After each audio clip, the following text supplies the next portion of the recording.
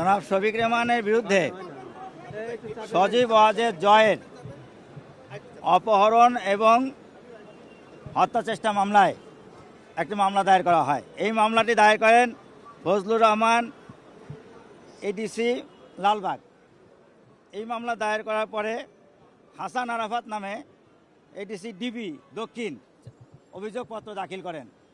আমরা অর্থাৎ শফিক রেহমান সাহেব এই মামলায় জামিনে ছিলেন। তৎকালীন ফ্যাসিবাদী হাসিনা তারকে এমনভাবে অত্যাচার এবং বিভিন্নভাবে হুমকি দিতে থাকে, যার কারণে শফিক রেহমান দেশ ছাড়তে বাধ্য হন। জনাব শফিক রেহমানের অনুপস্থিতিতেই সাক্ষী হয়। এই মামলায় যারা সাক্ষী দিয়েছেন তারা হচ্ছেন SI Saiful Islam, Abdul Batel, Shahidullah, police brigadier general Ferdous Khan, Hasan Arafat.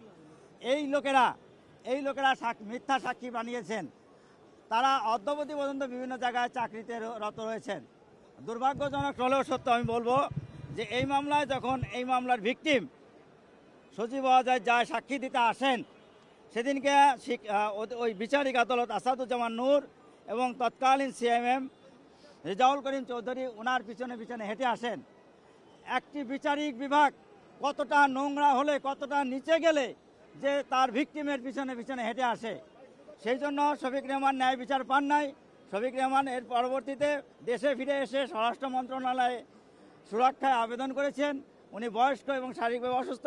ফৌজদারি কার্যবিধি 401 ধারা মোতাবেক স্বরাষ্ট্র মন্ত্রণালয় মহামান্য রাষ্ট্রপতির আদেশক্রমে ওনার সাজা প্রশাসনিকভাবে 1 বছর স্থগিতের আদেশ দিয়েছেন এবং বিজ্ঞ নিম্ন আদালতে অর্থাৎ আপিল আদালতে আত্মসমর্পণ করে আপিল দায়েরের নির্দেশনা দিয়েছেন।